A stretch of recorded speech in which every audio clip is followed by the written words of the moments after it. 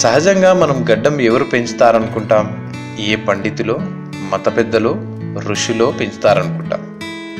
ఒకవేళ ఎవరైనా మన ఫ్రెండ్స్లో గడ్డం పెంచితే ఏంటి దేవదాసులా మారిపోయావు అంటూ కామెంట్ చేస్తాం. కానీ గడ్డం పెంచడం వల్ల వచ్చే లాభాలు మనకు తెలియదు కనుక అలా అంటుంటాం. గడ్డం పెంచడం వల్ల ఆరోగ్యానికి ఎంతో మేలు జరుగుతుందని ఇటీవలే పరిశోధనలు చెప్తున్నాయి. ఎన్నో రకాల వ్యాధులకు కారణమైన బ్యాక్టీరియాలు మన శరీరంలోనికి పోకుండా ఈ గడ్డమే రక్షిస్తుందని చెప్తున్నారు. గడ్డం వల్ల ఆరోగ్యం ఎలా బాగుపడుతుందో ఆ విషయాలేంటో మనం ఇప్పుడు చూద్దాం.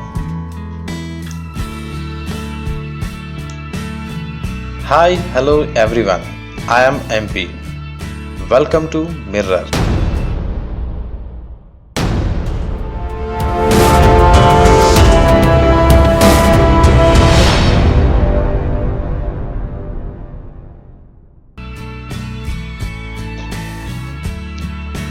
ప్రతిరోజు గడ్డం చేసుకునే వారి కంటే కూడా గడ్డంతో ఉన్నవారే 3 రెట్లు అధిక ఆరోగ్యవంతంగా ఉంటున్నట్లు తాజా పరిశోధనలు చెప్తున్నాయి.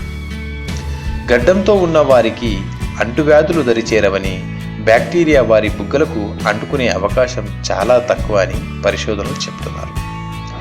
ప్రతిరోజు గడ్డం చేసుకునే వారిలో చర్మం మాయిశ్చరైజర్ను కోల్పోతుందని మరియు శ్వాస సంబంధమైన బ్యాక్టీరియాలు చర్మంపై చేరుతాయని, గడ్డం గీసుకోవడం వల్ల చర్మకణాలు రాపిడికి గురై చర్మకణాలు క్రియారహితంగా మారి బ్యాక్టీరియా సులభంగా లోనికి ప్రవేశిస్తుందని అంటున్నారు.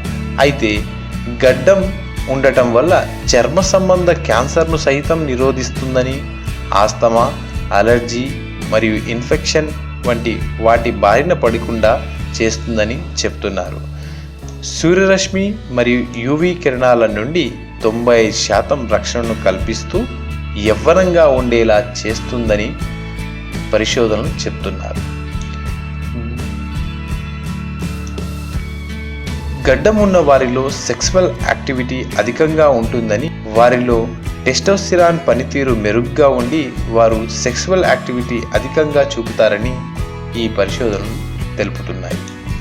గడ్డం పెంచే వాళ్ళు ప్రశాంతంగా, హ్యాండ్సమ్గా కనిపిస్తుంటారు మరియు చికాకు ఉండదని, వారు అనుకున్న లక్ష్యాలను సులభంగా సాధిస్తున్నారని, గడ్డం ఉన్న వారిలో ఆత్మవిశ్వాసం ఎక్కువగా కనబడుతుందని పరిశోధకులు చెబుతున్నారు.